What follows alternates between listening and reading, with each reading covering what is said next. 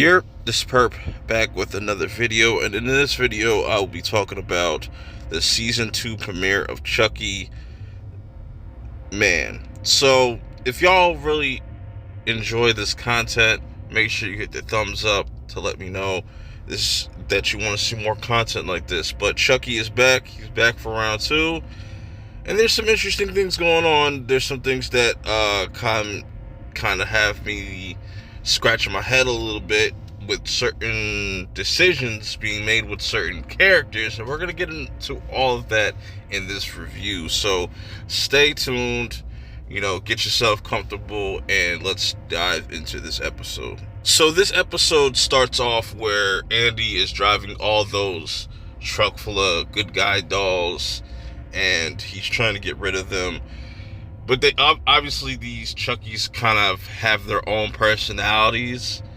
Not one of them are the same, but they kind of remember certain things. And it's interesting that not all of them remember who's who. You know what I'm saying? They don't remember Tiffany. They don't remember Andy right off the bat.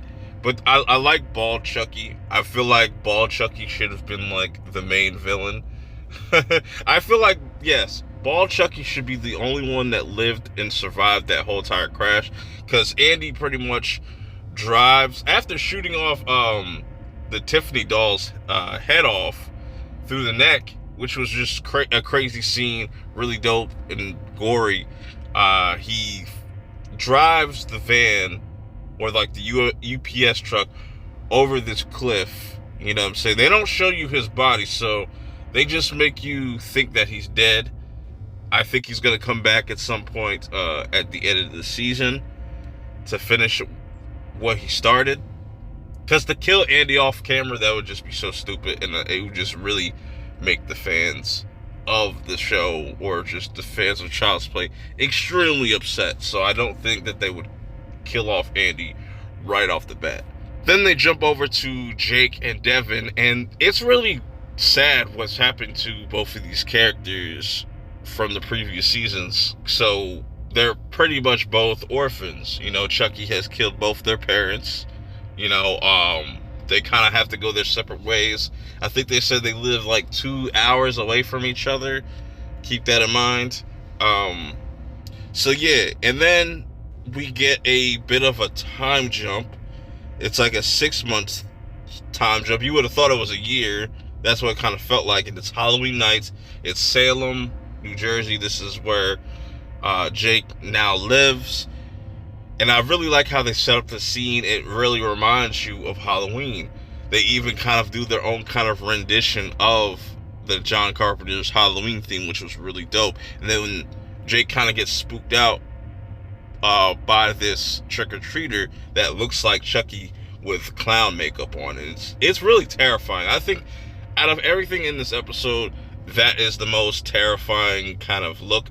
That might be Glenda, you know what I'm saying? Because we know that the twins are in this season, or they're going to pop up at some point, but there goes the Halloween reference. Then we get pretty much like a Scream reference of Chucky pretty much messing with Jake, even though Jake is kind of playing dumb. And I really hate this aspect of the show. It's only been 6 months, and they have no idea who could be calling them or who could be messing with them. You clearly see a doll hand, you should automatically say it's Chucky. Obviously, they're probably traumatized by the whole situation, and they just want to completely forget about it. But it's just like, come on now. And I like how Chucky uses this phone to kind of hack into both of their phones to let them know that, like, yeah, I'm this close to Lexy. And now, speaking of Lexy, I'm really not a fan of how she was portrayed in this episode. This chick is like 15 years old, and she was just way too over-sexualized. It's just really weird and made me feel uncomfortable. Not only that, but she's sniffing shit. I'm just like, whoa, this is way too extreme for like a 15-year-old girl, like that's supposed to be like a freshman, sophomore, or whatever the hell grade that they're in now at this point. It's just really weird, and I think it's a little unnecessary. You could have her kind of dealing with things eternally, and just, you could have done something, I don't know, a little bit different, but it is what it is. That's just my 2 cents about it. I just don't really like how they portrayed Lexy in this episode. I just think it's a little too weird. So the dude that she's pretty much making out with, doing drugs with, they start, getting into it. It's just really fucking weird. Thank God that the cops bust in, saying that, have you seen anybody break into the house? And this is where she starts to get triggered, because Caroline says she's seen somebody that's shorter than her try to come into the house. And it's interesting that this whole family has to have counseling. And this is what I kind of like what they're doing with Lexy, which you didn't need to do all this other shit where you could have her already kind of feel guilt for Junior putting the fall on him, having all these traumatic things happen to her where you have a killer doll trying to kill her. The last thing that you need to do to give to Caroline, though, is another fucking doll. And it's the creepiest Bride of Chucky doll. She got the greenest eyes. And I feel like there's something up with this counselor. I feel like it's one of those cases where I always go back to Cult of Chucky, and I feel like who is all in on it? You know what I'm saying? And just things are aligning in such a way that it's just too convenient. Lexy tells Caroline, look, you got to be careful. Don't trust any of these dolls. Keep this butcher knife underneath your pillow, which was hilarious. And it's interesting to see, Lexy actually be that big sister for Caroline. So that's a cool aspect. On the other side, the mom is just kind of using all this for publicity, for her political gang. I don't think she's going to make it out. So this is an interesting kind of episode where you have, Jake and Devon trying to get to the bottom of this, and they need to meet up with Lexy to make sure that she's all right, and they need to get to the bottom of what's going on. How is Chucky still around? I thought we got rid of him. This was an interesting scene as well, that we get a quick glance of Caroline pulling the knife outside of her, underneath her pillow, I should say. It makes me think, do you think Caroline's already possessed by Chucky, or has a little bit? I don't know. It might be a stretch. Who knows? And that'd be an interesting kind of reveal.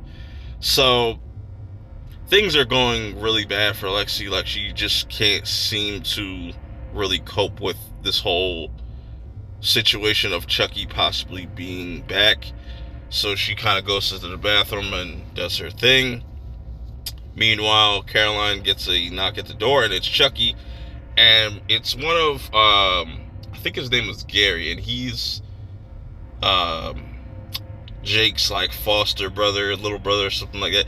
I didn't really care for his character. He's a little ditzy. But Chucky shows up pretty much with a whole bomb, a homemade bomb. And he's just waiting for everybody to be in one spot to just kind of end everybody's life. But it's funny that, because they're just waiting for Lexy to come downstairs, but she's stuck upstairs. And once she comes downstairs, Devon gets the perfect opportunity to take his little taser out and hit Chucky and make him kind of drop the bomb. The little kid picks up the bomb like a dumbass and runs off and sees pretty much the little Bride of Chucky doll, and gets kind of shocked. I don't know why he did that. And Chucky ends up coming behind and turning on the bomb and killing the little kid, which was really crazy of a scene, even though you didn't have to see the kid getting exploded. You know what I'm saying? Just that the fact that it happened, it's pretty crazy. And the episode ends off with them kind of having to deal with their consequences, them getting a kid killed. They wanted to, this guy wanted to send them off to juvenile hall, or juvie, whatever you want to call it. But the therapist said, "Hey, I got a better alternative. Let's send him to where Charles Lee Ray grew up at, and it's like kind of like this place for troubled kids. So you already know this. It's going to be a bloodbath here, and obviously they end the episode off with them showing up there, and there's another package. It's obviously a good guy doll." Solid episode. It's a cool premiere. They had some interesting things here. It's just the whole thing with Lexy kind of made me feel uncomfortable, and I just didn't really like the direction that they decided to take with her character. They could have done something different for her, just other than what they chose to go with. But yeah, that's just my 2 cents on the premiere. How do y'all feel about it? Are y'all looking forward to watching episode 2 and beyond, or are you just kind of out of it? This episode didn't really bring you back in. Till next time, I will see y'all in the next video. Peace.